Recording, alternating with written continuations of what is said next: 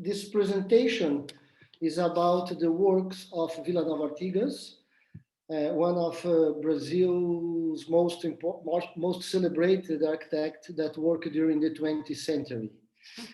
Here, he's together with Burle Marx, one of Brazil's most important landscape architects. And this is probably one of his most representative buildings, the School of Architecture and Urbanism of the University of São Paulo. At that moment, it was being built. And here, currently.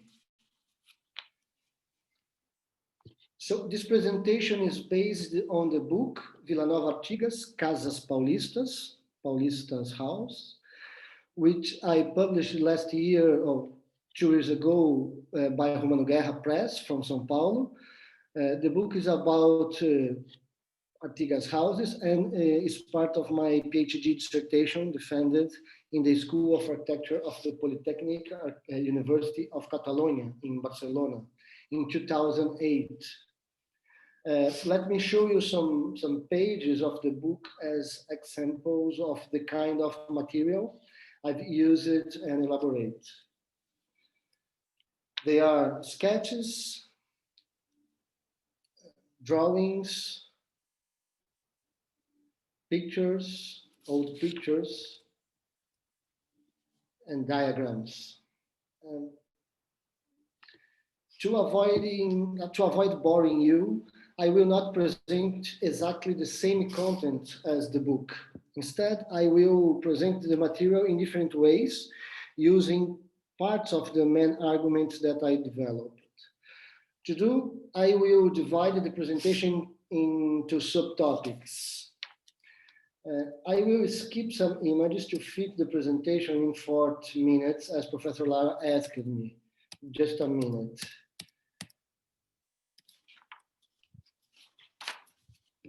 I think here is a good point to start. I have organized the presentation into 4 short interconnected parts. The first one is about the historiography on Vila Nova Artigas. The second part is about the participation of Vila Nova Artigas in the historiography of modern Brazilian architecture. These 2 initial parts are an overview to enable a more complete, comprehensive global explanation of the phenomenon. While through the third part, the Paulista School of Architecture, I will try to problematize aspects that will support an analysis of the architect's work. It's okay, my English is comprehensible? Good, very good, Marcio, don't worry at all. Thank Just you. to tell you, Fernando Martinez taught in Spanish and people understood most of it. So your English is perfect. Great. So we will talk about 2 aspects into the third part. One, the need to change the explanations of the phenomenon as the field of vision is expanded. In this particular case, the phenomena are the Paulista School and Paulista Brutalism, and Latin American Brutalism, and only Brutalism. And the second aspect B or 2, as the change of analysis criteria lead to completely different results. Here, I am referring to the change from physiognomic and material criteria towards spatial criteria of analysis.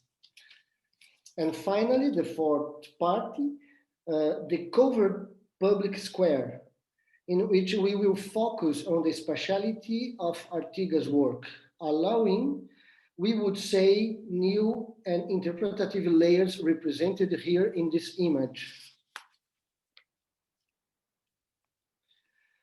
So for the first part, the historiography on Vila Nova Artigas, we have selected 6 points of inflection throughout the second half of the 20th century. These points corresponded to 6 different publications. Lina Bobardi has published in 1950 some Villanova Artigas houses in the Habitat, a magazine edited by her. Some pages of this magazine.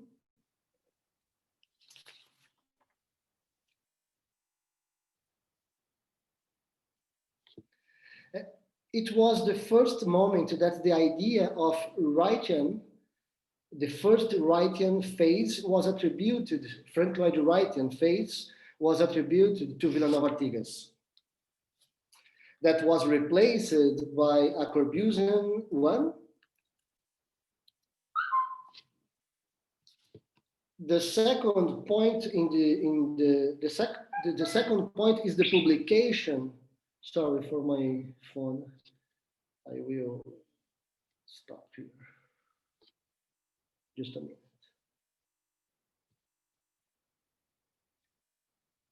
Oh my God. Right.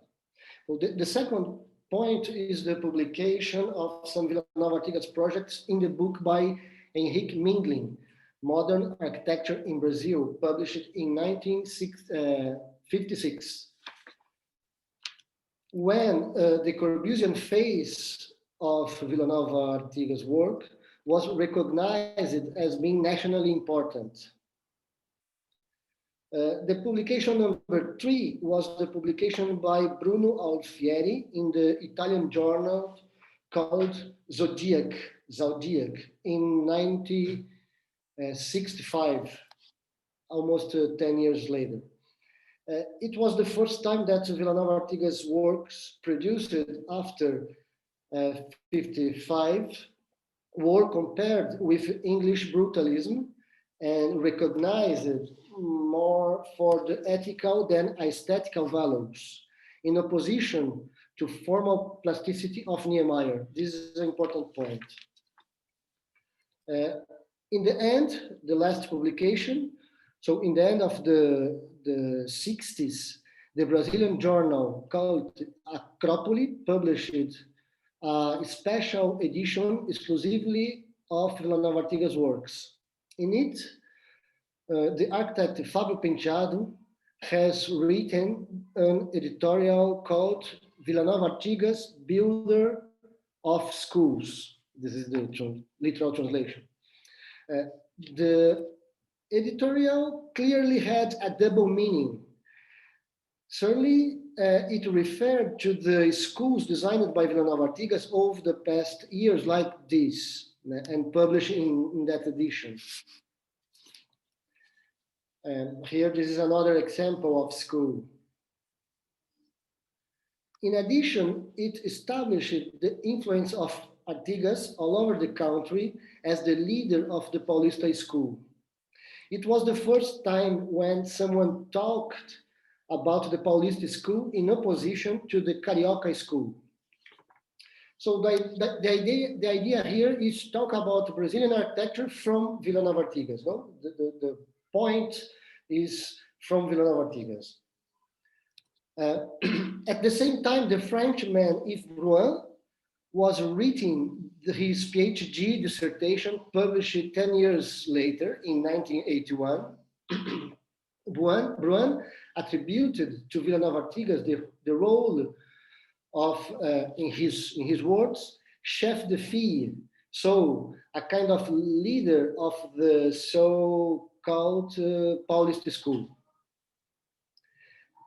Finally, in 1995, 10 years after the passing of Villanova Artigas, the Lina Bobardi and Pietro Maria Bardi Institute has published the first book about his work, consolidating a set of the most representative buildings and the image, the historiography image of the Villanova Artigas. Here we already see at least two important things that help us understand how the image of Villanova Artigas was created. The division of his work in three phases, Corbusian, Wrightian, and Brutalist. And B, the idea of influence and leadership of the movement called Paulista School, linked to the third phase, the brutalist phase. These two findings are important to understand the second part of this presentation. So the role attributed to Villanova Artigas in the historiography of modern Brazilian architecture, at least in the version that prevailed, practically unchallenged until the 90s. This version, almost official until the 90s, was built through a few books and magazines that reproduced the same ideas. Here below, we can see the most important books until the 20th century. The first and the most mythical was the catalog of the exhibition organized by MoMA in 1943, called Brazil Buildings, Architecture New and Old, by Philip Goodwin and photographs by Kidder Smith. The main arguments are evident in both the cover and the title, which would be repeated to exhaustion. The harmonious relationship between the new and old, between tradition and modernity, but between Baroque and modernity, and between modernity and place. This argument was repeated in many of the pictures published into the book, through the relationship in the urban landscape between new and old buildings. Here there is the city of Olinda, a colonial city of Olinda. Or the solution that intended to adapt the building to the local climate, as the Brise Soleil. Or the formalism explained since the relationship with the colonial Baroque period. Or finally, the reinterpretation of traditional solutions of the colonial period as the paint in the tiles. Make sense, tiles? Yeah, it makes sense. And the use of musharabis, a lattice work of Arabic origin, brought to Brazil by the Portuguese. Another feature that can be attributed to the predominant historiography on modern architecture in Brazil is the division in two major phases, or two schools that I told. The first one is more representative and mythical on the left, and the second, represented to the left image, and the second is more durable and it still influences contemporary architecture. I explain. Let me further detail some aspects of this first phase called as the Carioca School. Carioca refers to the people of the city of Rio de Janeiro.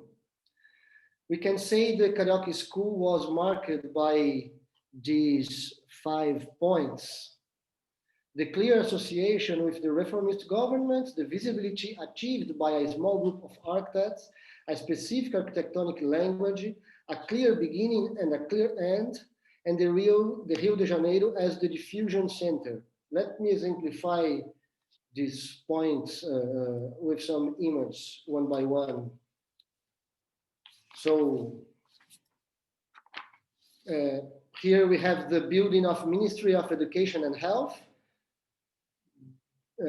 built between 36 and 45, that became one of the symbols of the reforms by Getúlio Vargas' government. The small group of architects, especially two, Lucio Costa on the right, that main ideologist who informed and accompanied the authors of the book Brazil Buildings, and on the right, Oscar Niemeyer, whose supposed genius would have subverted the Corbusian metrics implanted in the country from 1936, when the Swiss architect was in Brazil, for the second time to consult on the project of the Ministry of Education and Health, this building. The presence of a well-defined language, which is marked by a few strategies that could be articulated in many ways, which can be exemplified by the amoeboid curve, very particular of the Niemeyer works. And this is Canoa's house, a private house of Niemeyer in Rio de Janeiro. And this strategy, the amoeboid curve, this scale has been freely altered. No? Here in a vertical ways, and on the right in a bigger scale. By the butterfly wing roof, and finally by a variety of types of brise-soleil.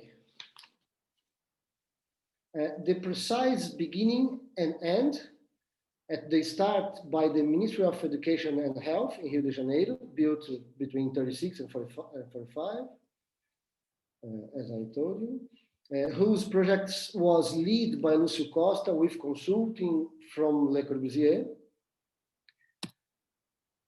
And the end is Brasilia, that was designed by Lucio Costa. Here we can see Lucio Costa on the right and the president at that moment, Juscelino Kubitschek, on the left. Brasilia during its construction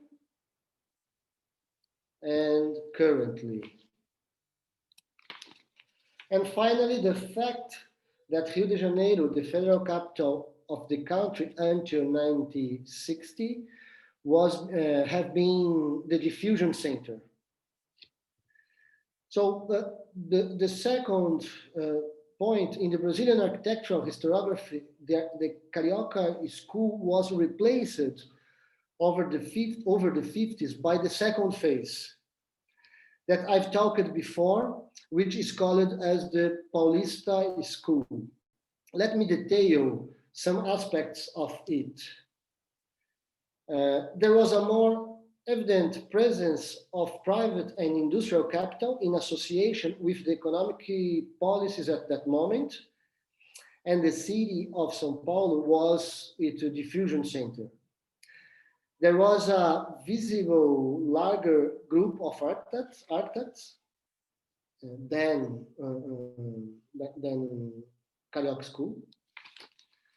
Instead of the precise formal language of the Carioca School, it was marked by the use of uncoated concrete and by constructive and structural concerns.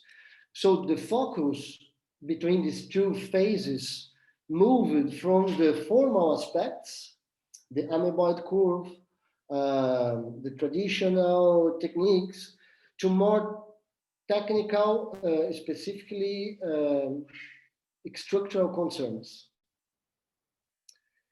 It had an impressive beginning that can be attributed to different buildings as the Museum of Modern Art in Rio de Janeiro, not in São Paulo. It's paradoxical. And we can see the influences still today in the contemporary studios of architecture, as in this house, also in Rio de Janeiro, not in São Paulo, designed by Angelo Bucci, a very important contemporary architect in Brazil. However, what interests us here is the fact that since the 70s, more and more importance was attributed to Vila-Nova Artigas by the historiography of modern architecture in Brazil. In certain sense, in opposition to Oscar Niemeyer, as the result of the opposition between form and technique. It's paradoxical here that this interest in the structure increases until the technique becomes a formal language. A possible example of it is this building in São Paulo, designed by Vila-Nova Artigas. It is the building that supports the swimming pool of a great football team, São Paulo Football Club. Not the best team, but a great team. In this image, a gigantic beam. You can see the mouse. No. So doesn't matter. In this image, a gigantic beam seems to be supported by only 2 pillars. But in fact, 12 other pillars are concealed by form and color that was misaligned with respect to the beam and painted black. You can see here a little bit better. At this point, we reach the third part of this presentation, but before it's important to delimit 2 finds that can be made at this time. The first is that despite the efficacy of this official narrative, the opposition defined by only 2 phases or 2 schools also reduces the complexity of the Brazilian architecture produced in the 20th century, leaving aside an important part of the production that didn't perfectly fit in the opposition form tradition versus technique. An example may be the modern architecture of the Brazilian Northeast, produced by architects such as Delfim Amorim in the city of Recife, state of Pernambuco. Another example of the same architect. Or other architect, Diógenes Rebouças in the city of Salvador, state of Bahia, where from I talk. This is the School of Architecture when I was built. Or the experiences prior to the Ministry of Education and Health as the works of Gregory Warshawskyj, the Russian guy, the Russian architect in the late 20s and early 30s in São Paulo, for example. Or architects who in the 50s and 60s made more singular experiments, such as Sergio Bernardes, with projects like, I don't know, Japanese architecture to the 60s, the estruturalistas or anything like that. Or Lina Bobard in Salvador de Bahia again. So the second finding or the second point, however, is more important for this presentation. It refers to the idea of unity on which the term Paulista School is based.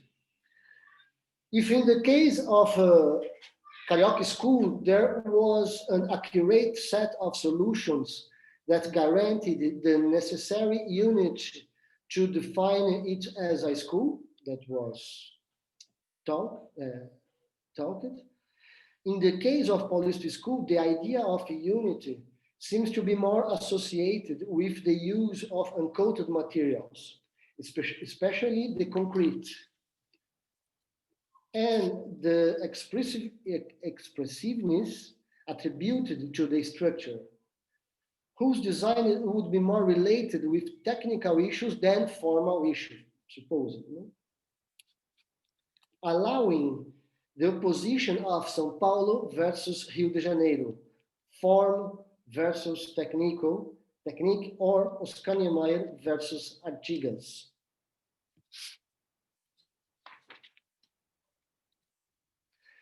This unit associated with apparently a structure as opposed to the form can be explained by different ways. One of them are criticisms from abroad towards formalism attributed to the Brazilian modern architecture over the 50s. After almost 50 years enjoying an unquestionable success. However, when we extrapolate the national level and, for example, included Latin American and its brutalist connection, the explanation necessarily changes.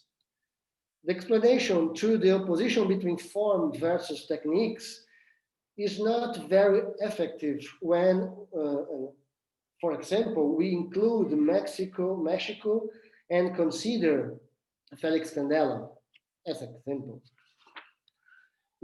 We could say the same about Uruguay and Eladio Dieste. Putting together Mexico and Venezuela, it would be inevitable as an explanation for the brutalist phenomenon to talk about overcoming in the 50s of the concerns about the national identity by technological and economic sovereignty.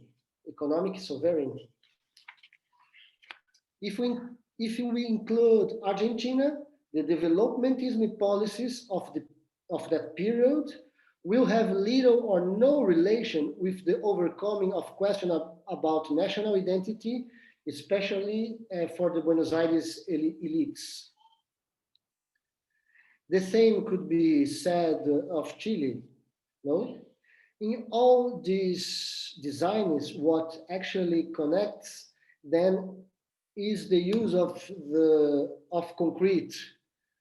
However, the explanations for this phenomenon, the use of concrete, are changeable and flexible as the territorial universe of analysis is enlarged or reduced. No? Like a metaphor, like a metaphor of optical diagram or wide lens, for example. That I use. If we continue to include other works considering the brutalism as a global phenomenon, certainly the explanation should move outside the scope of the terms formalism, tradition, identity, or developmentism. Used to talk about Latin America, for example.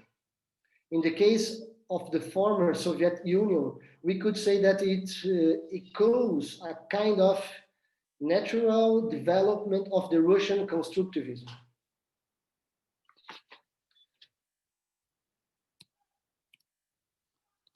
While in the United Kingdom, it radicalizes the ideas of modernity at the same time that criticizes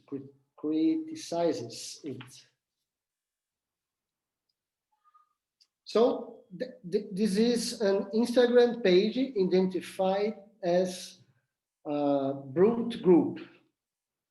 So what actually connect these projects? What puts them under the aegis of the term brutalism seen as a global phenomenon?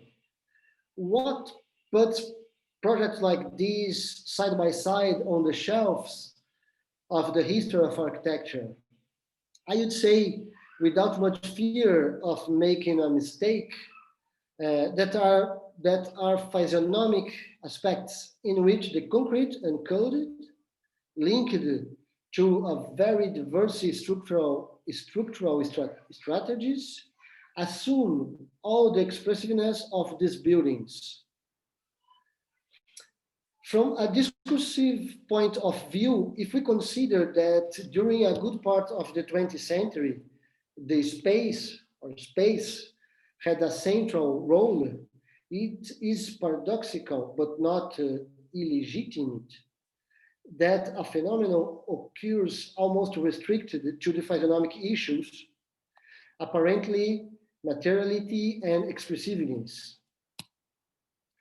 So here we effectively reach the last part of this presentation, and in which we are interested in distrusting the unit proposed as the Paulista School and reducing it in a quantitative sense to a phenomenon more closely related to the spaces aspects.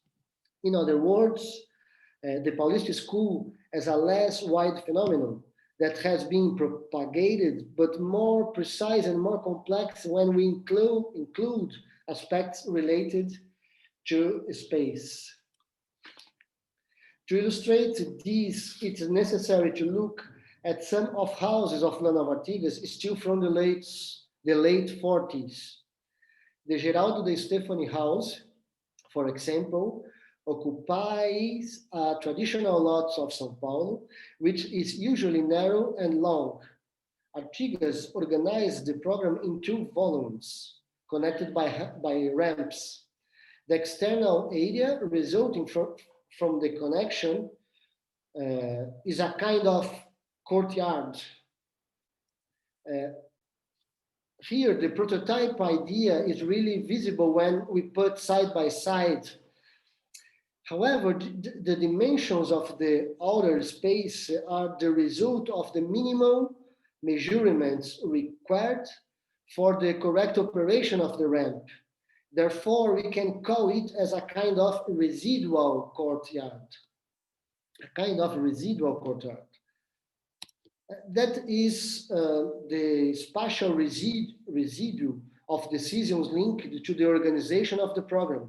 We can see other similar cases in Vila Nova Artigas' work, like these 3 houses, which we can also call as residual courtyard.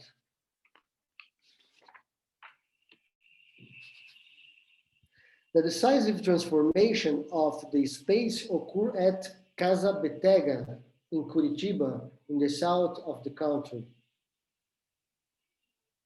In this case, Artigas incorporated what we define as a residual courtyard into the interior of the house, you can see here.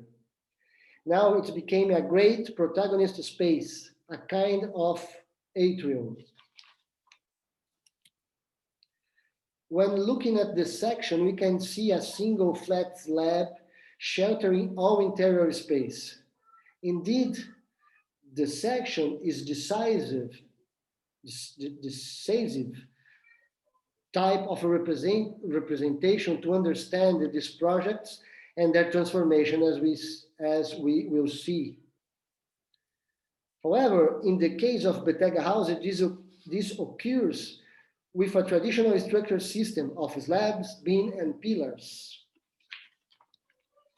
The double height ceilings and the ramps combined to create the most important space of the house is not new. Le Corbusier had tested something similar in several projects, such as the Maison La Roche, designed by 23 and construction until 25. And even Brazilian architects such as Niemeyer, who is here in this picture. Niemeyer is here in this picture.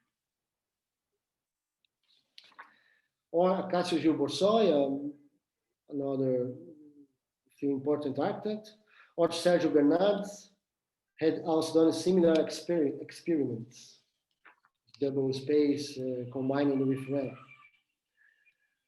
So it was in Olga Baeta, in the Casa Olga Baeta and Casa Mário Taques Bittencourt, Olga Baeta and Mário Bittencourt houses, where Vila Nova Artigas seems to have given the most important turn in his work. In the first one, the Olga Baeta's house, he used a type of portico in which a huge beam supported 2 apparently misplaced pillars in blue in this image. These 2 porticos support a single slab that bends over to the 2 sides, sheltering the entire program and arranging it on different levels. We can see it better in this section again a section, or in this internal view. In Mário Taques Bittencourt house, the portico is now defined by 2 large beams walls, not beams walls, the same size, the same sense, that touch the ground at only 2 points, defining the volumetric and structural set. You can see, here we can see one of the points touching the ground. Inside the space, the ramps and the courtyard reappear without obstacles.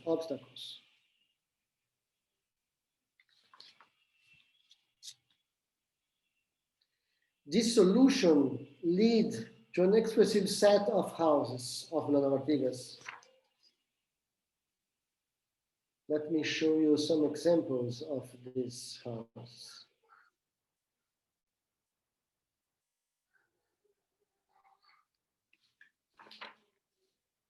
Houses that we can use the same description.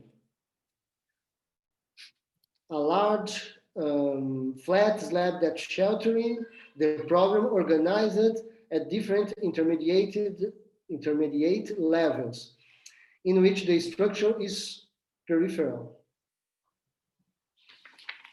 This is a very different design strategy from some Brazilian architects who are often presented as part of the Paulista school or Paulista brutalism, like this, like this. This fact put in evidence the importance of the section as a way of analysis to understand important differences, which in the case of Vila Nova Artigas allows visualizing the continuity between the exterior and the interior, which extends through the ramp to the other floors below. A strategy completely different that we can see in the first section on the top related to this picture. So the section on the top is related to this picture. Here we have another example of continuity that extends to the ramp to other floors. In this case, this section is of a bus station designed by Artigas, where through this continuity, someone can use the building to cross the different levels of the city. This is clear urban dimension in this attitude, whose transition between public and private realms take place in a more different ways. But there is also a political dimension in this action, in which the importance given to the collective spaces is larger than intimate spaces. So Artigas houses served as labs for projects with more complex programs, such as schools, as this image, social clubs, garages of boats, and schools, and many schools, of which the School of Architecture of the University of São Paulo is surely the most important. All of these projects can be described in much the same way: a large slab under which the entire program, wherever it is organized at different intermediate levels, most of the time by ramps, defining major spaces such as a kind of public space. It is the generalization that, in my opinion, make the solution so attractive. That is, its ability to suit any or almost any problem. We can see that same logic in work of a more restricted group of architects as Paulo Bastos, Rui Otaki, Paulo Mendes da Rocha, the most important at this moment, and Paulo Zimbres, whose the relationship with Vila Nova Artigas was more direct. Some images: a house of Paulo Mendes da Rocha, a beach house, a urban house, a cultural center designed by Paulo Bastos, schools,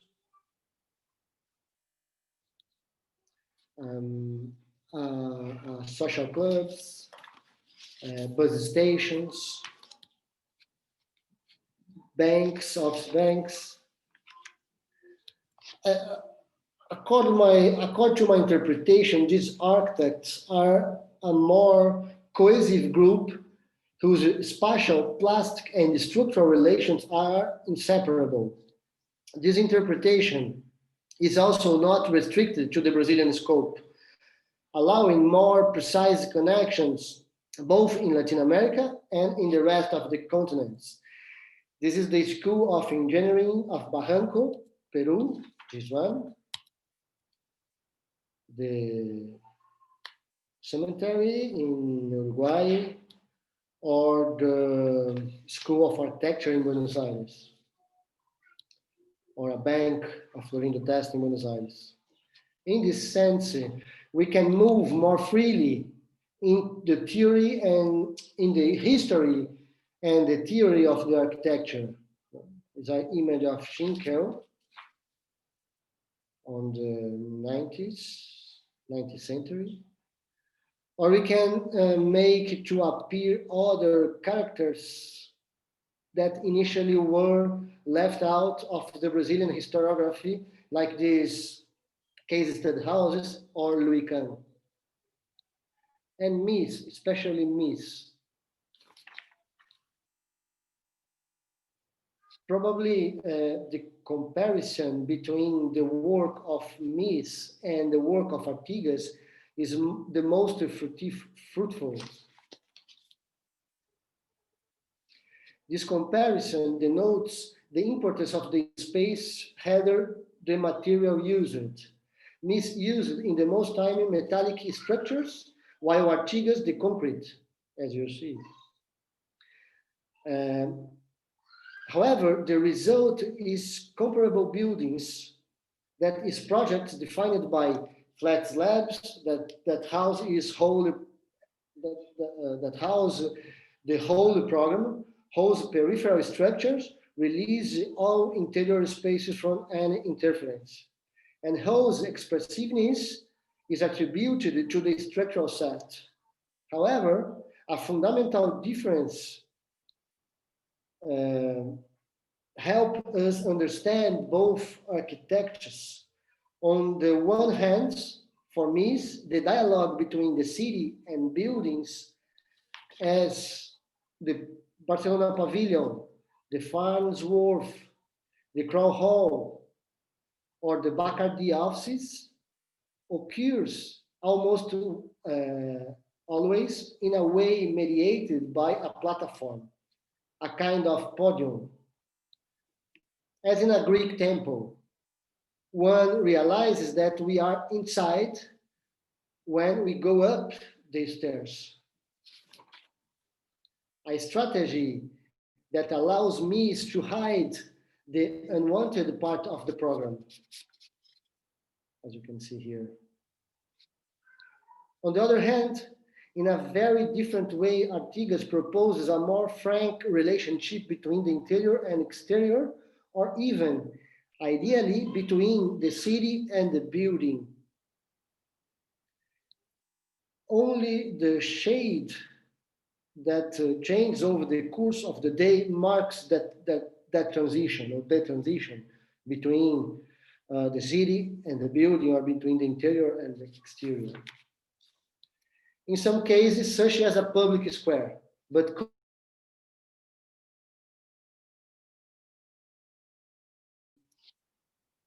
the initial idea was finishing with this eloquent image, but then I remember the work of a friend, a visual artist woman, Aline Soner, that fusion both projects.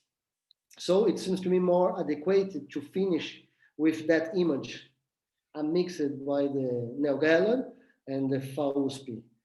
So thank you so much. Thank you, Marcio. That was wonderful. Thank you so much. That was really great. We have a few minutes if the students have any questions. Great. I have a question. So that I guess that structure of the kind of centralized staircase that zigzags up and back and forth up through the center of the building, how common is that to be like, how common is that seen like in the modern day? Is it seen all over the place, or is that something that is kind of like, is that a really common thing as a result of this architectural style? I don't know if I understand completely. If you can help me, Lara, because the connection is so unstable for I me. think Arthur is asking if that kind of circulation became very common afterwards. How much the ramp and the stairs in a central position became a common feature used by other architects later on.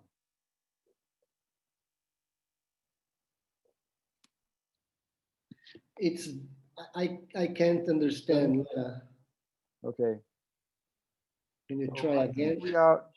I think we are very close to the end of the time. I'll just try to tell you the question again. Arthur was asking if that central circulation that Artigas organized in ramps and stairs, if that became a common feature in Brazilian architecture afterwards.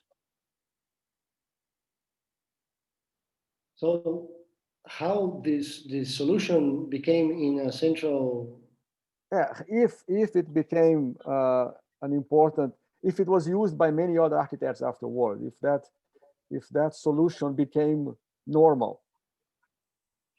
Yeah, in my opinion, I don't know if I can explain in English, but in my opinion, is the simplicity or the attractive of the solution. So with 2 or 3 actions, you can resolve a lot of kind of problems.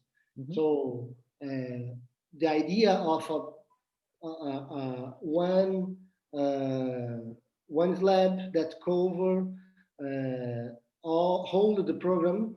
It's organized in different levels, intermediate levels, can be used in different programs. So this is very attractive to use. You know, I think the problem is the structural and technical conditions to that. So money works to that, and then things like that. But in my opinion, I think the attractive point is the simplicity that the solution.